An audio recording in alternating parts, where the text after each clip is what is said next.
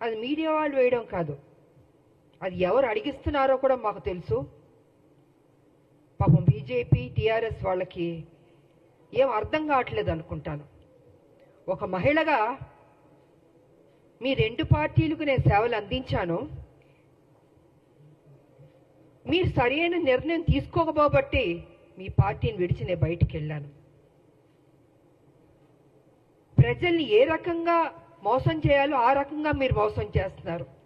So ఈ రకంగా నేను బయటకు వచ్చి మనిషి నేను కష్టపడి ఒక మహిళగా కొట్లాడి నిజాయితీగా ఉంటే ఇవాళ ఒక ఎమ్మెల్సీ నాకు ఇచ్చినందుకు ఎందుకో మీకు అంత బాధ నాకు అర్థం కావట్లేదు. అంటే రేపు రాబోయే రోజుల్లో హౌస్లో మీ బండారాలని బయట పెడతానని భయం వేస్తుందా? హార్ట్ అటాక్లు వస్తాయా మీకు అని నేను అడుగుతున్నాను. కేసీఆర్ గారు మీ పార్టీలో నా పార్టీని విలీనం చేయించుకున్నారు, తల్లి తెలంగాణ పార్టీని. మీరు నా ఎమ్మటి పడ్డారు కానీ నా పార్టీని విలీనం చేయమని నేను మీ పార్టీలోకి వస్తానని నేను అనలేదు. ఈ రకంగా మీరు నా విలీనం చేయించుకొని నా చేత పని చేయించి ఉద్యమాలు అన్నీ చేశాను, కష్టపడ్డాను. కానీ మీరేం చేశారండి? ఒక మహిళని ఏ కాంగ్రెస్ తెలంగాణ ఇస్తాం అని చెప్పడం జరిగిందో అదే రోజు రాత్రి ఏ మాత్రం గ్యాప్ ఇవ్వకుండా, సమయం ఇవ్వకుండా, ఆ ఆనందాన్ని నేను తీసుకోనివ్వకుండా 12ంటికి సస్పెండ్ చేశాడు కేసీఆర్. వాస్తవాలు మాట్లాడుకుందామండి. ఎందుకు వాస్తవాలు కప్పిపుచ్చుకుంటారు? విజయశాంతికి సంబంధమే లేదా? తెలంగాణ విజయశాంతి పోరాడలేదా? ఫర్ కైండ్ ఇన్ఫర్మేషన్ 1998 నా రాజకీయ జీవితం మొదలైంది బీజేపీ నుంచి. ఇది అందరికీ తెలిసిన సత్యం. ఒక ఓటు 2 రాష్ట్రాలు అనబట్టే నేను వెళ్ళాను. కానీ వాళ్ళు నిలబెట్టుకోలేదు. అందుకే బయటకు వచ్చి తల్లి తెలంగాణ పార్టీ నడిపించాను. నేను ఒక మహిళగా ఆల్మోస్ట్ 4.5 to 5 years నేను ఉద్యమాలు చేశాను. అప్పుడు కేసీఆర్ గారు ఎక్కడున్నారంటే ఆయన టీడీపీలో ఉన్నారు. ఆయన టీడీపీలో ఉండి ఆయనకి మంత్రి పదవి ఇవ్వలేదు కాబట్టి అప్పుడు బయటకు వచ్చి ఆయన ఉద్యమం ఎత్తుకున్నారు. అప్పటికే నేను ఉద్యమం అన్నది స్టార్ట్ చేశాను. ఇది తెలుసుకోవాలండి. కొంచెం వెనక్కి వెళ్ళి, బహుశా అందరికీ తెలుసు కానీ తెలియనట్టు నటిస్తుంటారు. అంటే ఒక బురద జల్లడం కేసీఆర్ ఒక్కడే కాదండి, ఆయన సొత్తు కాదు తెలంగాణ. 1200 మంది చనిపోయారు తెలంగాణలో. ఎంతో మంది త్యాగం చేశారు, ఎంతో మంది కొట్లాడారు. దాంట్లో ఒక ఆడబిడ్డగా నా వంతు నేను కృషి చేశాను. నేను అలాంటిది ఈరోజు ఒక ఎమ్మెల్సీ వచ్చినందుకు ఎలా వచ్చింది, ఎందుకు ఇచ్చారు, ఏం చేశారు, ఆవిడ అక్కడ ఏంటండి ప్రశ్నలో? తెలంగాణ పార్లమెంట్లో 2 ఎంపీలు వెళ్ళారు కదా, 2 వెళ్ళినప్పుడు కొట్లాడుతున్నప్పుడు కేసీఆర్ ఎందుకు ఎగ్జిట్ అయిపోయాడండి? చివరిదాకా ఉంది. ఆ రోజు మా ఎంపీలు, కాంగ్రెస్ ఎంపీలు అందరూ ఉన్నాం, పెప్పర్ స్ప్రేలు కొట్టారు. నార్త్ ఎంపీలు అందరూ చెత్తగా బాదుతున్నారు మమ్మల్ని ఎంపీని. నేను మీరా కుమార్ గారిని ఇలా పట్టుకుని నిలబడ్డాను. నేను ఇంత చేస్తే ఇదండి మీరు మాకు చూపించే కృతజ్ఞత? ఇదా మీ కుట్ర బుద్ధి? అంటే మీకు బడుగు బలహీన వర్గాలంటే నచ్చదు దొర, మీ దొర బుద్ధి ఏదో చూపించుకుంటున్నారు. అందుకే నిన్ను దొర అంటున్నాను నేను. బడుగు బలహీన వర్గాలకి గౌరవం ఇవ్వడం నేర్చుకోండి. అదే బడుగు బలహీన వర్గాలు బీసీ కానీ, ఎస్సీ కానీ, ఎస్టీ కానీ, మైనార్టీ కానీ లేకపోతే మీరు ఈరోజు ఈ పొజిషన్లో ఎక్కడ ఎలాగుంటారు? మీరు గతంలో ముఖ్యమంత్రి ఎలా అయ్యారండి? మీ దొరలు ఒక్కలే వేస్తారా? ఇంతమంది ఓటు వేయబట్టి మీరు ముఖ్యమంత్రి అయ్యారు, ఇంతమంది త్యాగం చేయబట్టి మీరు ముఖ్యమంత్రి అయ్యారు. అది గుర్తుపెట్టుకోండి దొరగారు. నిన్న వేయడం కాదు రాములమ్మ మీద, మీలా పిరికి బంధం నేను మాత్రం కాదు. గచ్చున్న మహిళని, త్యాగం చేసిన మహిళని, నా ఆస్తులు అమ్మి పెట్టారు తెలంగాణకి. ప్రతిరోజు మీరు నన్ను అవమానించారు, నాతో పని చేయించారు, నేను ఉద్యమాలు చేశాను. నా పార్టీ, నా తల్లి తెలంగాణ పార్టీ ఉంటే మీరు హింస పెట్టి ఆ రోజు జయశంకర్ గారిని నా దగ్గర పంపించి విలీనం చేయండి అని చెప్పింది మీరు కాదా? నేను విలీనం చేస్తానన్నానా? నేను సరే, ఇద్దరూ తెలంగాణ కోసం కొట్లాడుతున్నప్పుడు వేరువేరుగా వెళ్ళకూడదని ఒక దీంతో పెద్ద మనసుతోటి నా పార్టీని నేను విలీనం చేయడం జరిగింది. అంతేగాని వేరే ఏదో ఆలోచనతో మాత్రం కాదు. ఎందుకు చెప్తున్నానంటే అసలు తెలంగాణకి విజయశాంతికి సంబంధమే లేదన్నట్టు మాట్లాడుతుంటే చాలా అసహ్యంగా కూడా ఉందండి. ఒక ఆడబిడ్డని మెచ్చుకోవడం నేర్చుకోండి. మీకు మెచ్చుకోవడం మనసు రాకపోతే నోరు మూసుకొని కూర్చోండి. అంతేగాని మీ ఇష్టం వచ్చినట్టు ఎందుకు ఇచ్చారంటే ఇచ్చారండి కాంగ్రెస్ ఒక ఎమ్మెల్సీ. ఆ ఎమ్మెల్సీ ఇచ్చినందుకు కూడా మీకు అంత బాధ వేస్తుంది బీజేపీకి, టీఆర్ఎస్ అంటే. మా రాజకీయ నాయకుల శత్రువులారా బంద్ చేయండి. మా ఉద్యమ నాయకులు మేము మిమ్మల్ని వదిలిపెట్టాం. మీరు చేసే మోసాల్ని తెలంగాణలో ఏ రకంగా మళ్ళీ మీరు ఎంటర్ అవ్వాలనుకుంటున్నారో ఇంకో విషయం కూడా నేను చెప్పదలుచుకున్నారు. బీజేపీ ఏం చేయబోతుందంటే నెక్స్ట్ స్టెప్, ఏ తెలంగాణ వ్యతిరేకించే శక్తులు ఉన్నారో వాళ్ళందరినీ మొత్తం తిప్పబోతున్నారు తెలంగాణలో. మళ్ళీ బ్యాక్ టు స్క్వేర్ వన్ ని తెలంగాణ తీసుకురాబోతున్నారంటే వాళ్ళ పెత్తనం ఉండాలి. వ్యతిరేకించిన శక్తుల్ని, తెలంగాణ ఉద్యమం నాయకులు ఉండకూడదు, తెలంగాణ ప్రజలకి ప్రాధాన్యత ఉండకూడదు, మళ్ళీ బాంచన్ని కాలు మొక్కుతాననే పరిస్థితికి బీజేపీ తీసుకురాబోతుంది. ఇది సత్యం, ఇది తెలుసుకోవాలి అందరూ. అందుకే ఎవరు ఉద్యమ నాయకులు ఉన్నారో వాళ్ళందరినీ తొక్కేద్దాం, వాళ్ళ నోటిని బంద్ చేద్దాం. వాళ్ళు కనపడకూడదు, వినపడకూడదు, మాట్లాడకూడదు. ఇదే కదా మాతో చేసింది మీరు. మీ పార్టీలో ఉంటే ఏం గౌరవాలు ఇచ్చారు? ఎందుకు మీ పార్టీలు బయటికి వెళ్లాల్సి వచ్చింది? వాస్తవాలు ఇదండి. ఆ రోజు మీ బీజేపీలో కొంచెం వెనక్కి వెళ్దామండి. నేను మొన్న బీజేపీలో ఉన్నప్పుడు ఒక విషయం మీరు గుర్తుపెట్టుకోండి. కిరణ్ కుమార్ రెడ్డి గారు తెలంగాణను వ్యతిరేకించి ఆయన అసభ్యకరంగా మాట్లాడి తెలంగాణ ఉద్యమానికి నేను ఒక్క పైసా ఇవ్వను తెలంగాణకి, ఏం పీక్కుంటారో పీక్కోండి అన్నాడు కదా ఆయన. అలాంటి ఆయన్ని, తెలంగాణకు వ్యతిరేకున్న మనిషిని మొన్న బీజేపీలోకి ఎంటర్ అవుతే నాకు నిజంగా ఉండబుద్ధి అవ్వలేదు. ఆ స్టేజ్ మీద నేను వాకౌట్ అయిపోయి వెళ్ళిపోయాను. నేను ఎవరంటే కిషన్ రెడ్డి గారి ఫ్రెండ్ ఆయన. ఆ రోజు నుంచి బీజేపీకి నా మీద ఒక కక్ష. అంటే వాళ్ళ మనుషుల్ని తెలంగాణ వ్యతిరేక శక్తికి వస్తే అక్కడ నేను బయటికి వెళ్ళిపోతున్నానంటే చూపించుకోకూడదు. ఎందుకు చూపించుకోకూడదండి? తెలంగాణని అవమానపరిచి తెలంగాణకి మేలు చేయని కిరణ్ కుమార్ రెడ్డి గారు లాంటి వాళ్ళు మిగతా ఇంకొకళ్ళు ఏమైనా ఉంటే ఎందుకు నేను వచ్చి మీకు ఎస్ బాస్ అని చెప్పాలండి? ఇలాగ అనేక కారణాలు ఉన్నాయండి. ఈ అనేక కారణాల వల్లే ఈరోజు విజయశాంతి మీద, రాములమ్మ మీద ఒక ఎమ్మెల్సీ ఇస్తే అయ్యో ఎందుకు ఇచ్చారు, ఎలా ఇచ్చారంటే పేపర్ వచ్చి ఇచ్చారండి. ఎలా ఇస్తారండి? సోనియా గాంధీ గారు ఇచ్చారు, అద్దంకి దయాకర్ గారికి ఇచ్చారు, నాకు ఇచ్చారు, శంకర్ నాయకర్ గారికి ఇచ్చారు. సో వాట్ అండి? కష్టపడ్డా అనుకుంటాం, కష్టపడ్డాం, ఆస్తులు అమ్మాం, తెలంగాణను కాపాడాం. ప్రతి నిమిషం కాపలా కుక్కలా మేము కాపాడుతామండి. కానీ మీరేం చేస్తారు? 10 సంవత్సరాలు మీరు అధికారంలో ఉండి కేసీఆర్ గారు దోచుకోలేదా తెలంగాణ మొత్తం సొమ్ముని? ఇవాళ మీరు దోచుకోబట్టే కదా ఈ పరిస్థితి వచ్చింది. అది విడిచిపెట్టి కాంగ్రెస్ మీద నిందలేయడం, ఆయన చేసిన తప్పులు చెప్పడు, 7 లక్షల కోట్లు ఎలా తిన్నాడో అని ఖర్చు అయిందో చెప్పడు, ఎలా అప్పయింది చెప్పండి. నేను కూడా నా పార్టీ నేను అడుగుతున్నాను, సీరియస్గా తీసుకోవాలి సార్. మనం విడిచిపెట్టకూడదు.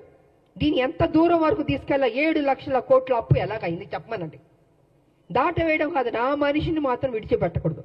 నువ్వు ఉద్యమాలని చెప్పి నీకు చేతిలో తెలంగాణ పెడితే నువ్వేం చేస్తావు? 7 లక్షల 1 మినిట్ సార్, 7 లక్షల కోట్లు అప్పులు చేస్తామండి. మిగులు బడ్జెట్ నుండి అప్పులు రాష్ట్రంగా ఎందుకు వెళ్ళింది? ఎక్కడెక్కడి నుండి డబ్బులు తిన్నావు? కాళేశ్వరం దగ్గర నుంచి, ల్యాండ్ల దగ్గర నుంచి. నేను పిల్లు కూడా వేసాను, కొన్ని ల్యాండ్లు అమ్మేస్తుంటే పిల్లు వేసానండి నేను. ఇలా ఎన్నో జరిగినాయండి. అందుకే వాళ్ళు చెప్తాను నేను, కేసీఆర్ వాస్తవాలు నువ్వు మాట్లాడాలి. సమయం దగ్గర పడింది. నువ్వు చేసిన తప్పులు చెప్పాల్సిందని మేము విడిచిపెట్టాం, డెఫినెట్గా విడిచిపెట్టామండి. మా రాష్ట్రం మేము కష్టపడి తెచ్చుకున్న రాష్ట్రం, నా ప్రజలు బాగుండాలని కోరుకున్న వాళ్ళం మేము. ఉద్యమకారులకు మాకు నిత్యం మా ప్రజలు బాగుండాలి, మేలు జరగాలని ఆలోచిస్తూనే ఉంటాం మేము. ఇంతకు మించి మాకు అయ్యా ఉంటుందండి. కాబట్టి నా పార్టీని రిక్వెస్ట్ చేసేది ఏంటంటే విడిచిపెట్టకూడదు సార్. మనం ఎట్టి పరిస్థితుల్లో కేసీఆర్ చేసిన అప్పును మొత్తం ఒక్కొక్కటిగా బయట పెట్టాలి. ఏదో నామకే వాస్తే మనం మాట్లాడడం లేదా వదిలేయడం కాదు, తవ్వాలి, బయటికి తీయాలి వాస్తవాన్ని. ఇది నేను ఈ సందర్భంగా తెలియజేసుకుంటూ, ఈరోజు మాకు ఎమ్మెల్సీ దాంట్లో మేము అడుగుపెట్టబోతున్నాం. కాబట్టి మాకు మరొకసారి మా హైకమాండ్కి నేను కృతజ్ఞతలు తెలియజేసుకుంటూ, రేపు హోలీ కాబట్టి అందరికీ హోలీ శుభాకాంక్షలు కూడా తెలియజేసుకుంటూ,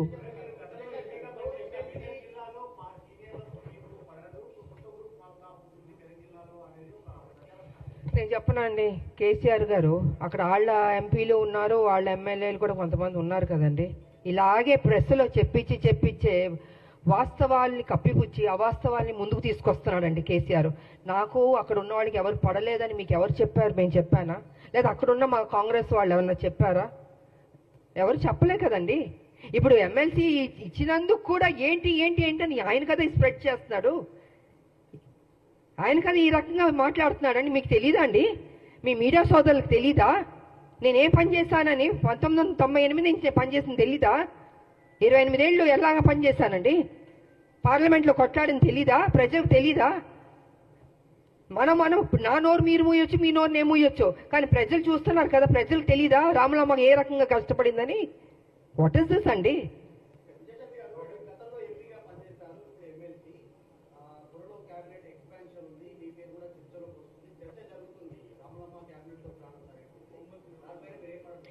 సార్ నాకు అది తెలియదండి, నాకు నిజంగా తెలీదు. నాకు హైకమాండ్ ఈ బాధ్యత ఇచ్చింది. మా ముఖ్యమంత్రి గారు కావచ్చు, మహేష్ కుమార్ గౌడ్ గారు కావచ్చు, ఇంతమంది ఎంతో ఆప్యాయతగా నన్ను పార్టీలో ఆహ్వానించారు, నాకు ఈ బాధ్యత ఇచ్చారు. డెఫినెట్గా నేను పనిచేయడం అండి. ఇన్ని సంవత్సరాలు నేను పనిచేస్తూనే ఉన్నాను తెలంగాణకి. ఇది ఒక బాధ్యత, ఇది ఒక నాకు ఉద్యోగం అనుకుంటున్నానండి. వేరే ఇంక నేనేం అనుకోవట్లేదు. ఈ ఉద్యోగానికి ప్రతిపక్షాలను నోర్లు ముయించాలి, వాళ్ళు చేసిన తప్పుల్ని ప్రజలకు తెలియజేయాలి, ఏ రకంగా లూటీ చేశారో అది బట్టబయలు చేయాలన్నదే నేను కోరుకుంటున్నాను. అంతకంటే నా మైండ్లో ఏమీ లేదు అసలు. నా మైండ్లో ఏ ఆలోచన లేదు అసలు. ఇది కూడా ఆలోచన లేదు. అన్ని ఒక్కొక్క బ్రేకింగ్ న్యూస్లు వస్తుంటే నేనే చూస్తూ ఉన్నాను, మీతో పాటు నేను చూస్తున్నాను. నేను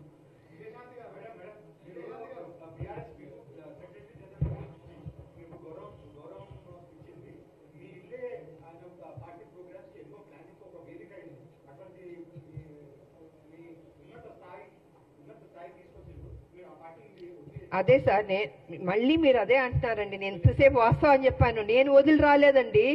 కాంగ్రెస్ తెలంగాణ ఇస్తున్నాం అని చెప్పగానే అదే రోజు రాత్రి 12ంటికి నన్ను సస్పెండ్ చేశాడు. కారణమే లేదు. ఆయన అడగండి ఎందుకు చేస్తారు మీరు? రాములమ్మని కష్టపడింది కదా, బై ఎలక్షన్స్ కష్టపడింది, కొట్లాడింది. నీ పార్టీ డౌన్ అయిపోతుంటే మరి 2009 ముందు తీసుకుని చేర్చుకున్నావు కదా రాములమ్మని. నా సొంత పార్టీ ఉంది అప్పటికి. పార్లమెంట్ లో నువ్వు లేవు కదా, పారిపోయావు కదా హౌస్ నుంచి. మరి నేను కదా ఉన్నాను చివరిదాకా బిల్లు పాస్ అయ్యే వరకు. మరి మాట్లాడండి మీరు మీడియా సోదరులు.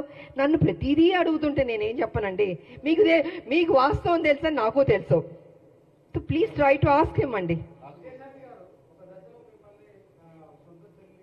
10వ చెల్లెలు కడుపులో పెట్టుకుంటాను, నెత్తి మీద పెట్టుకుంటాను, తీసి కాళ్ళలో పడేశాడు.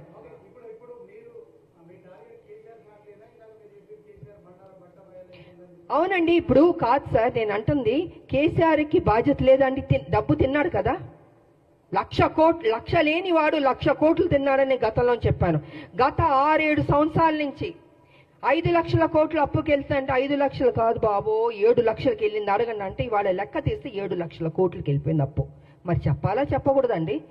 ఆయన చేసిన తప్పుని చెప్పకుండా ఎంతసేపు కాంగ్రెస్ను పుచ్చుకుని మీరు తప్పు చేస్తారు ఏం చేస్తావు? నువ్వు చేయబట్టి తప్పే కదా, నువ్వు చేయబట్టి అప్పే కదండి. ఇవాళ అవస్థ పడుతున్నారు. ప్రతి దానికి ఇబ్బంది అవుతుందండి. జీతాలు ఇవ్వన ఇబ్బంది, స్కీమ్స్కి ఇవ్వాలి, డబ్బులు ఇవ్వాలన్న ఇబ్బంది, ఎన్ని ఇబ్బందులు ఉన్నాయండి. బికాస్ కేసీఆర్ వల్లది. నేను అదే చెప్తున్నా. అలాంటి ఒక్క నిమిషం సార్, అలాంటి వ్యక్తిని నువ్వు సమాధానం చెప్పాలి. విడిచిపెట్టవు. మీరు అసెంబ్లీకి ఎందుకు రావట్లేదండి? ఎందుకు రావట్లేదు నేను అడుగుతున్నాను. మీకు ఓటు వేశారు కదా, మిమ్మల్ని గెలిపించారు కదా, మీరు అపోజిషన్ లీడర్లో కూర్చోరా? అంత మీరేమైనా గొప్ప స్థాయి నుంచి వచ్చారా? మీరు కింద నుంచే కదా వచ్చారు. ఇప్పుడు ఈ డబ్బు ఈ కోట్లు అన్ని ఎక్కడి నుంచి వచ్చిందండి? మా తెలంగాణ నీకు వేసిన భిక్షం కాదు, నువ్వు గుంజుకున్నావు, మోసం చేసావు. సో కాబట్టి నేనేమంటున్నానంటే నువ్వు రా, అసెంబ్లీకి రా, కూర్చో. నువ్వు తప్పు చేయలేదంటే చెప్పు. లెక్కలు ప్రతి 1 by 1 లెక్కలు తీసి చెప్పాలి. నువ్వు పబ్లిక్ చెప్పాల్సిన బాధ్యత నీకుంది. ఉద్యమాలు చేసిన అని చెప్పుకుంటున్నావు. పులి నోట్లో తలకాయ పెట్టాను, నేను ఒక్కడనే కష్టపడ్డాను. నువ్వు ఒక్కడే కష్టపడలే, అందరు కష్టపడబట్టే తెలంగాణ వచ్చింది. నువ్వు అందరినీ వాడుకున్నావు, అందరితో పని చేయించుకున్నావు, నువ్వు మహారాజులా ఎంజాయ్ చేస్తున్నావు.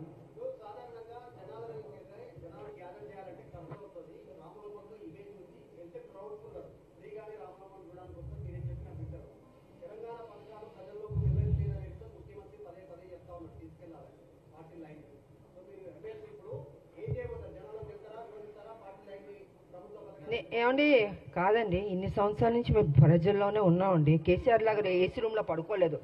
కింద నుంచే మేము వచ్చాం, అరెస్టులు అయ్యాం, జైల్లో కూర్చున్నాం, ఆస్తులు అమ్మాం. ఆయనలాగా డబ్బు తిన్నింది కాదండి మేము. మా డబ్బు మేము కష్టపడి సంపాదించిన డబ్బు పెట్టామండి. ఎందుకు నా ప్రజలు అనుకున్నాను. నేను ప్రజల్ని ప్రేమించాను, కానీ కేసీఆర్ ఎప్పుడు ప్రజల్ని ప్రేమించలేదు. ప్రజల దగ్గర దోచుకుందాం, ఉద్యమం పేరు చెప్పి అనేది చేసుకున్నాడు. అదే జరిగింది. ఇవాళ నేను రాను, అయ్యో మా నాన్న రాడు అసెంబ్లీకి, ఎందుకు రాడంటున్నా నేను అంటే భయమా? అప్పుడు తప్పు చేసావనే కదా నువ్వు. అవునా కాదా చెప్పండి సీనియర్, అవునా కాదా? మీరు అడగాలి అన్న. మీరు అడగకపోతే ఎలాగా? సో అడగాలండి. ఎవరి కోసం? ఇప్పుడు అడ్డంకి టైగర్ కోసం, నా కోసం, లేకపోతే మహేష్ కుమార్ గౌడ్ గారి కోసం కాదు. అది ప్రజల దగ్గరికి వచ్చి నువ్వు సమాధానం చెప్పుకోవాల్సిన బాధ్యత నీకుంది. ద్వారా చెప్పకపోతే మేము విడిచిపెట్టాం. సో ఆ విధంగా మేము ప్రజల్లోకి వెళ్తామండి. మాకెందుకు భయం అండి? మేము తప్పు చేస్తే భయపడాలి? వెళ్తాం డెఫినెట్గా. మా పార్టీ ఏం చేస్తుందో, ఏం చేయబోతుందో కూడా చెప్తాను. ఎనీవే, థ్యాంక్ యూ అందరికి. మీ అందరికీ హోలీ